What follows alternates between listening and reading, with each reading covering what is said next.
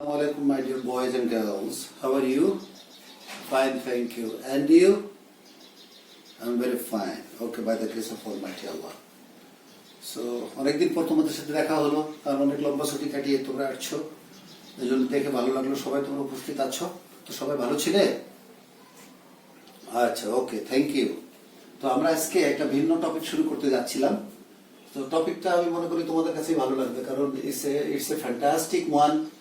এবং এই টপিকটা জানতে পারলে আমরা বুঝি ট্রান্সফরমেশন অফ সেন্টেন্স যেটা আছে, বাচ্চারা যেটা সবচেয়ে বেশি মজার মনে করে যে ট্রান্সফরমেশন অফ সেন্টেন্সেস, ওটা হচ্ছে একটা বড় একটা বিষয়।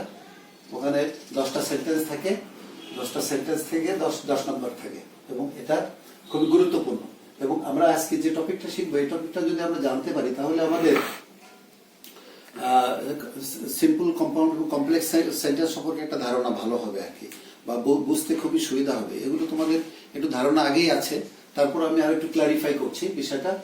তো আজকের আমরা যে টপিকটা নিয়ে আলোচনা করছি সেটা হচ্ছে ক্লজ। ক্লজ মানে হচ্ছে আমাদের, যেহেতু নতুন টপিক, আমাদের বাংলাটাও জানা দরকার। ক্লজ অর্থ হচ্ছে খণ্ডবাক্য। খণ্ডবাক্য অর্থাৎ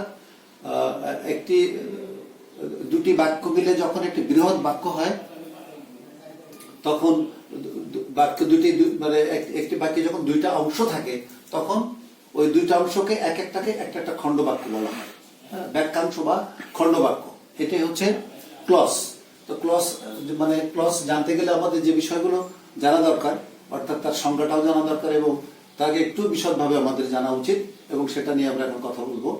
যে তো সাধারণ অর্থে আমরা ক্লজ অর্থটাকে আমাদের জানা দরকার। সাধারণ অর্থে ক্লজ মানে হচ্ছে খণ্ডবাক্য।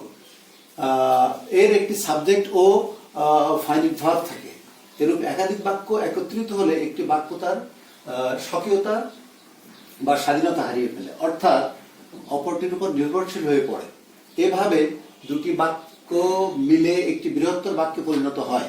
তাই বলা যায়, যে শব্দ সমষ্টিতে একটি সাবজেক্ট ও একটি ফাইনিট ভার্ব থাকে এবং একটি বৃহৎ বাক্যের অংশ হিসেবে ব্যবহৃত হয়, তাকে ক্লজ বলে। আমরা এখানে দেখতে পাচ্ছি, অর্থাৎ যে শব্দ সমষ্টিতে একটি সাবজেক্ট ও একটি ফাইনিট ভার্ব থাকে এবং একটি বৃহৎ বাক্যের অংশ হিসেবে ব্যবহৃত হয়, তাকে ক্লজ বলে।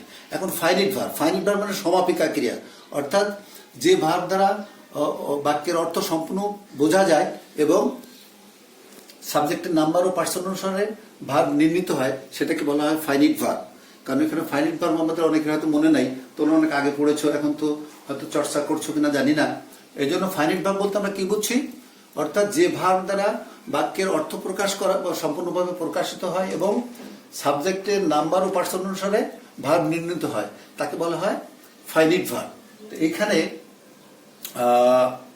ক্লজ কাকে বলে সেটা আমরা জানলাম, এবং আমরা এটাকে একটু ইংলিশে একটু জানার দরকার আছে।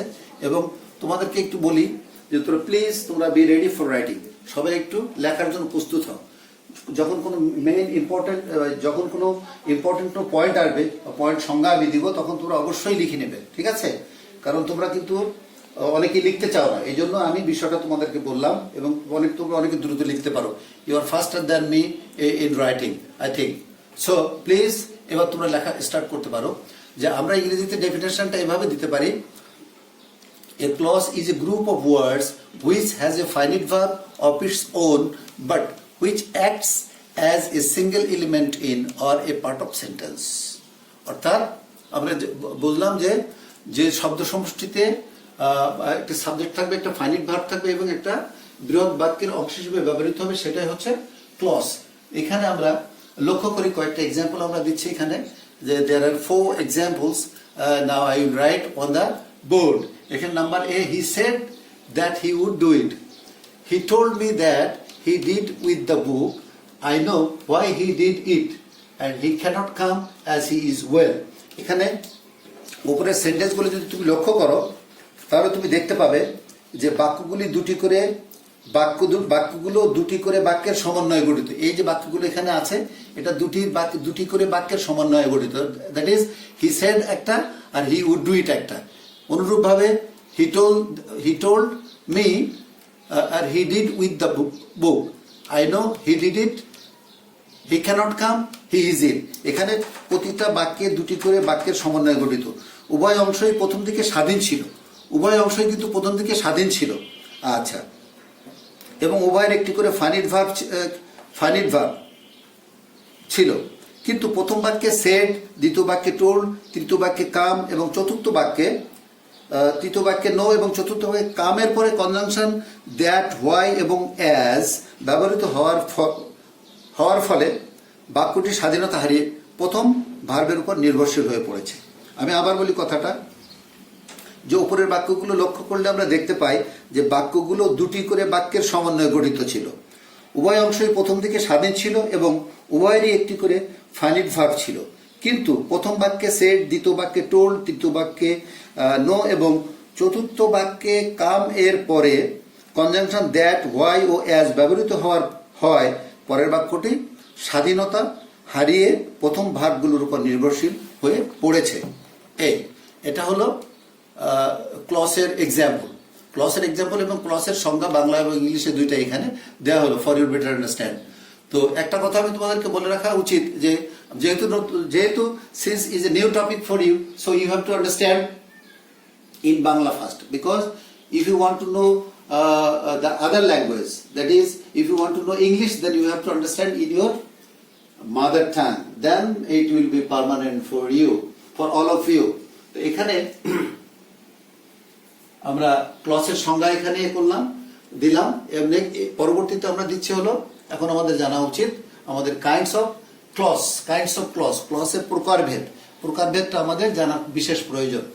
এখানে ক্লস আমরা জানি যে ক্লস হচ্ছে তিন প্রকার, প্রধানত ক্লস হচ্ছে তিন প্রকার। Clause is of three kinds. Number one, principal clause, main clause, oblique independent clause. Principal clause, oblique main clause, oblique independent clause অর্থ হলো প্রধান খণ্ডবাক্য। Okay. Number two, subordinate clause, oblique dependent clause অর্থ হচ্ছে অধীন খণ্ডবাক্য। নাম্বার থ্রি, কোঅর্ডিনেট ক্লস অর্থ সমপদস্থ খণ্ডবাক্য। এই হলো ক্লস তিন প্রকার। তাহলে তিন প্রকার ক্লস আমরা কি কি জানলাম? Principal clause or main clause or independent clause. Number two, subordinate clause or dependent clause. And number three, the last one, coordinate clause, that is সমপদস্থ খণ্ডবাক্য। এই হচ্ছে ক্লস তিন প্রকার। এখন আমাদের প্রিন্সিপাল প্রত্যেকটা ক্লসের সংজ্ঞা আমাদের জানা দরকার এবং সংজ্ঞার সাথে সাথে এক্সাম্পল আমাদের জানা দরকার। তো প্রথম হচ্ছে প্রিন্সিপাল ক্লস। আমরা দেখি যে ক্লসে একটি সাবজেক্ট এবং একটি ফাইনিট ভার্ব থাকে এবং মূল সেন্টেন্স থেকে পৃথক করলেও স্বাধীনভাবে অর্থ প্রকাশ করতে পারে তাকে প্রিন্সিপাল ক্লস বলে। অর্থাৎ যে ক্লস হলো কি, একটা সাবজেক্ট থাকবে এবং একটা ফাইনিট ভার্ব থাকবে এবং মূল সেন্টেন্স থেকে অর্থাৎ বৃহৎ বাক্য থেকে যদি আলাদা করা হয় তাহলে সে স্বাধীনভাবে অর্থ প্রকাশ করতে পারবে। এটা হচ্ছে প্রিন্সিপাল ক্লস। এখানে আমরা ইংলিশের ডেফিনিশনটাও একটু দেখে নিই, তোমরা একটু লিখি নাও প্লিজ। হ্যাঁ, সবাই একটু লেখো প্লিজ, একটু কষ্ট হলেও একটু কষ্ট করে লেখো সবাই। এ clause which can stand by itself and convey a full meaning is called principal clause. Again, a clause which can stand by itself and convey a full meaning is called principal clause. এখন example যদি আমরা লক্ষ্য করি তাহলে তোমরা বুঝতে পারবে যে I know that you are a good boy. I have a dog which is red. এখানে দুইটা এক্সাম্পল আমি এখানে দিয়েছি, তোমরা দেখো প্রিন্সিপাল ক্লসের। এখন উপরের দুটি বাক্য থেকে আই নো এবং আই হ্যাভ এ ডগ আলাদা করলেও এদের অর্থ প্রকাশে অসুবিধা হয় না, হয়? এখানে দেখো আই নো এবং আই হ্যাভ এ ডগ, এই বাক্য দুটো যদি, এই খণ্ডবাক্য দুটো যদি অন্য খণ্ডবাক্য থেকে আলাদা করি তাহলে এরা অর্থ প্রকাশ করতে এদের কোনো সমস্যা হয় না। Yeah principal clause. এবং that you are a good boy ও which is red, that you are a good boy and which is red কে পূর্ণ অর্থ প্রকাশ করতে প্রথম অংশের উপর নির্ভর করতে হয়, তাই এরা সাবঅর্ডিনেট ক্লস। অর্থাৎ এই যে খণ্ডবাক্য দুটো শেষের that you are a good boy and which is red, এই দুইটা খণ্ডবাক্য যদি তার অর্থকে প্রকাশ করতে চায় তাহলে প্রথম বাক্যের উপরে তাদেরকে নির্ভর করতে হয়, তাই এরা হচ্ছে সাবঅর্ডিনেট ক্লস। আচ্ছা, তো আর এই প্রথম আই নো এবং আই হ্যাভ এ ডগ এটা হচ্ছে প্রিন্সিপাল ক্লস। ওকে, এটা হচ্ছে প্রিন্সিপাল ক্লজের এক্সাম্পল। আমরা এখন যাই হচ্ছে নাম্বার 2, সাবঅর্ডিনেট ক্লজ। এখানে সাবঅর্ডিনেট ক্লজ হলো অধীন খণ্ডবাক্য। সংজ্ঞাটা এরূপ যে ক্লজ এ একটি সাবজেক্ট ও একটি ফাইনাইট ভার্ব থাকে, কিন্তু প্রিন্সিপাল ক্লজ এর সাহায্য ব্যতীত সম্পূর্ণ অর্থ প্রকাশ করতে পারে না, তাকে বলা হয় সাবঅর্ডিনেট ক্লজ। অর্থাৎ উভয় ক্লজই সাবজেক্ট এবং ফাইনাইট ভার্ব থাকে, কিন্তু এখানে দেখা যাচ্ছে যে তার সাবজেক্ট এবং ফাইনাইট ভার্ব আছে, কিন্তু প্রিন্সিপাল ক্লজের সাহায্য ছাড়া সে সম্পূর্ণ অর্থ প্রকাশ করতে পারছে না, এই জন্য তাকে সাবঅর্ডিনেট ক্লজ বলে। সাবঅর্ডিনেট ক্লজের আমরা ডেফিনেশনটা আমরা এইভাবে একটু দেখতে পারি। A clause which can not stand by itself and depends on the principal clause for its meaning is called subordinate clause. অর্থাৎ যে কি তার সাবজেক্ট সে নিজে সম্পূর্ণ অর্থ প্রকাশ করতে পারে না এবং প্রিন্সিপাল ক্লজের উপরে তাকে নির্ভর করতে হয়। অর্থাৎ প্রিন্সিপাল ক্লজের সাহায্য ছাড়া মানে it cannot express his full meaning without the help of principal clause, এটা আমাদেরকে জানতে হবে। এখন এক্সাম্পল আমরা দেখি এখানে, he said that he was ready to go and I know what he wants. এখানে দুইটা এক্সাম্পল দিয়েছি, যে I have given 2 examples for this, যে he said that he was ready to go and second sentence I know what he wants. এখানে দুইটা example দেওয়া হয়েছে। এখন দেখো তোমরা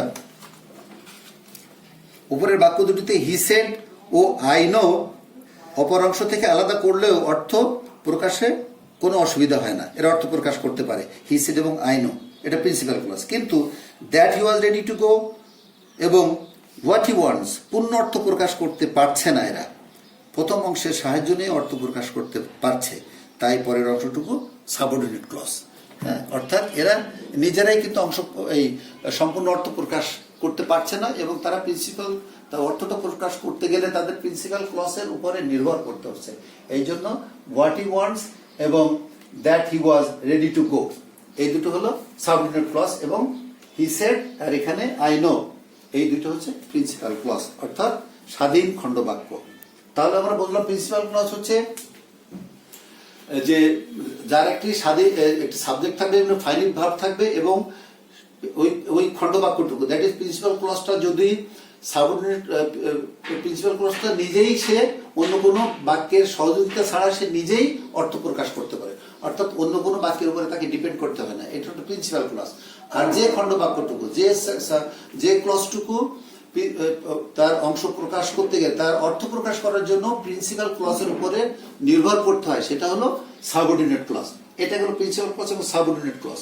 কিন্তু এখানে dear boys and girls, okay, এই নোটটা একটু তোমরা লিখে নাও, সবই লিখো, কিন্তু এটা একটু আমি জোর দিয়ে বলছি যে নোটটা হলো এ নাম্বার হচ্ছে কনজাংশন সহ পরের অংশটুকু সাবঅর্ডিনেট ক্লজ। এখানে কনজাংশন সহ পরের অংশ মানে হলো যে he said that he was ready to গো, এই দ্যাটের পরে দ্যাট ক্লজ, এটাকে আমরা এই অংশটুকুকে বলতে পারি দ্যাট ক্লজ, আর এটাকে বলি হোয়াট ক্লজ, যে হোয়াটের সাথে যে ওয়ান্টস আছে, হোয়াট হি ওয়ান্টস, তাই না?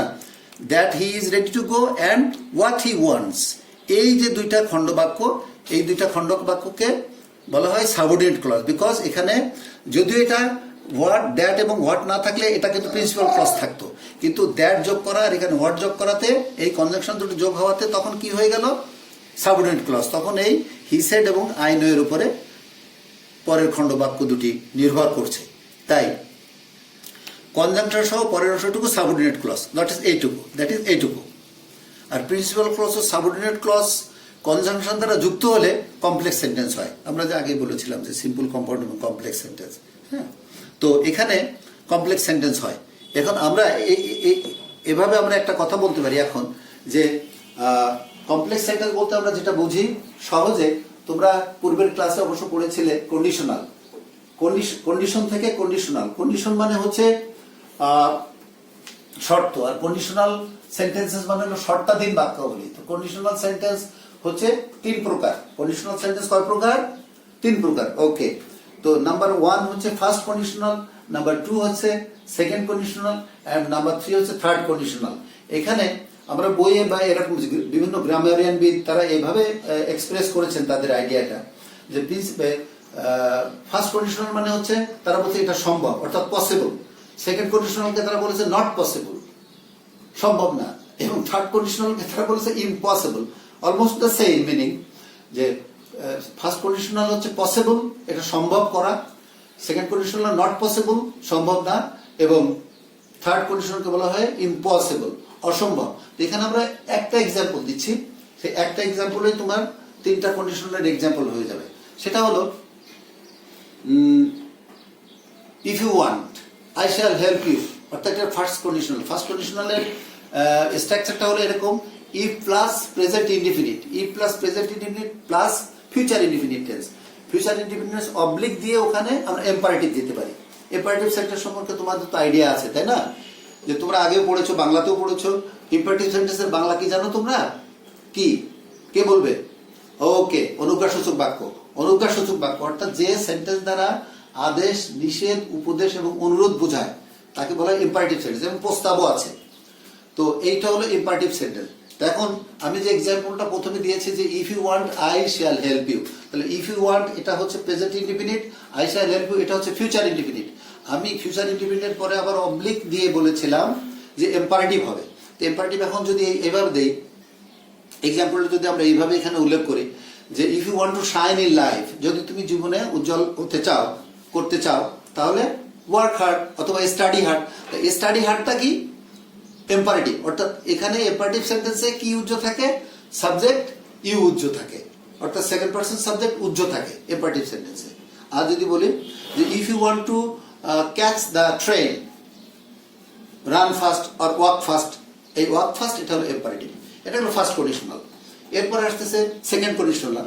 এই সেম সেন্টেন্স দিয়ে আমরা এখানে এক্সাম্পলটা যদি এভাবে পরিবর্তন করি, তাহলে এখানে স্ট্রাকচারটা এইভাবে দাঁড়ায়, if plus past indefinite then past conditionals, অর্থাৎ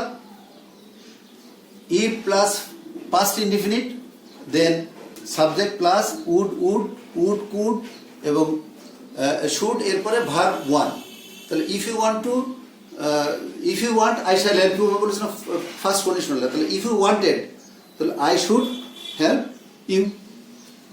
ওকে, যে ইফ ইউ ওয়ান্ট ফার্স্ট কন্ডিশনালের জন্য, তাহলে ইফ ইউ ওয়ান্টেড অর্থাৎ if plus past indefinite tense, তাই if you wanted I should help you অথবা I might help you, it's second conditional. এরপরে আসছে হলো থার্ড কন্ডিশনাল, যে if plus past perfect tense then perfect conditional. এটার এক্সাম্পলটা এরকম হবে, ইফ ইউ হ্যাড ওয়ান্টেড, আমরা ইফ যদি এভাবে বলি if you had wanted I would have help you, এটা হলো থার্ড কন্ডিশনাল। তো আমরা একটা এক্সাম্পল দিয়ে কিন্তু তিনটার এক্সাম্পল দিলাম। যে প্রথমে বলেছিলাম যে কি, যে if you want I shall help you first কন্ডিশনালের জন্য, second conditional if you wanted I should help you, এবং থার্ড কন্ডিশনালে if you had wanted I would have help you, এটা গেল থার্ড কন্ডিশনাল। তো এই যে সেন্টেন্সগুলো আমি বললাম, এই তিন প্রকার কন্ডিশনালের সবগুলোই কিন্তু কমপ্লেক্স সেন্টেন্স, অর্থাৎ এর ভিতরে সব ওই কনজাংশন আছে। তো এবং ইফ ইউ ওয়ান্ট এটা হলো প্রিন্সিপাল ক্লজ, না ইফ ইউ ওয়ান্ট এটা হচ্ছে ইফ ক্লজকে বলা হয়, এটা subordinate clause, I shall help you এটা হলো প্রিন্সিপাল ক্লজ অনুরূপভাবে। তো এটাই হলো কন্ডিশনালের বিষয়। এরপরে আসতেছে third one, coordinate clause. Coordinate ক্লজের সংজ্ঞাটা আমরা এইভাবে দিতে পারি, যখন দুই বা ততোধিক সমশ্রেণীর ক্লজ কোনো কোঅর্ডিনেটিং কনজাংশন দ্বারা যুক্ত হয় তখন তাকে কোঅর্ডিনেট ক্লজ বলে। অর্থাৎ যখন দুই বা ততোধিক সমশ্রেণীর ক্লজ, অর্থাৎ সমান একেবারে অর্থের দিক দিয়ে বা অর্থাৎ সমান পাওয়ার থাকবে, এবং সেটা যদি কোঅর্ডিনেটিং কনজাংশন দ্বারা যুক্ত থাকে তখন তাকে কোঅর্ডিনেট ক্লজ বলে। হ্যাঁ, আচ্ছা, এটাকে আমরা ইংলিশে আবার এভাবে বলতে পারি, সংজ্ঞায়িত করতে পারি যে clause which is of the same rank as another and is connected by a coordinating conjunction is called coordinate clause, তাই না? তো এ ক্লজ, আমি আবার বলছি, a clause which is of the same rank as another and is connected by a coordinating conjunction is called coordinate conjunction. অর্থাৎ আমরা দেখবো যে দুইটা সেন্টেন্স নিয়ে একটা হচ্ছে কোঅর্ডিনেট ক্লজ হচ্ছে, এবং মাঝখানে থাকছে কি, মাঝখানে থাকতে হচ্ছিল coordinating conjunction, and coordinating conjunction হচ্ছে অ্যান্ড, বাট, ওয়ার, এটসেট্রা, এইগুলো হলো কোঅর্ডিনেটিং কনজাংশন, এইগুলো থাকবে মাঝখানে। এখানে তোমরা এবার খেয়াল করে দেখতে পাবে, আমরা কয়েকটা এক্সাম্পল এখানে উল্লেখ করছি। তো এখানে যেমন প্রথমে উল্লেখ করেছে he came here and saw a tiger. তো এখানে সাবজেক্ট কিন্তু একটাই, এই সেন্টেন্সে কিন্তু সাবজেক্ট একটাই। এখানে বেসিকলি কথাটা ছিল he came here and he saw a tiger, অর্থাৎ এটা কিন্তু এই অ্যান্ডটা হচ্ছে এখানে কোঅর্ডিনেটিং কনজাংশন, আবার এখানে অ্যান্ডটা এখানে কোঅর্ডিনেটিং কনজাংশন, এখানে আবার study hard or you will fail, এই অরটা এখানে coordinating conjunction. He had good qualifications but he did not get a good job, তার কোয়ালিফিকেশন ছিল কিন্তু সে ভালো চাকরি সে পায় নাই। তো এখানে সবগুলোই হচ্ছে, এখানে যে এক্সাম্পলগুলো আমি দিয়েছি, I have given 4 examples for coordinating conjunction, coordinate clause, and he came here and saw a tiger.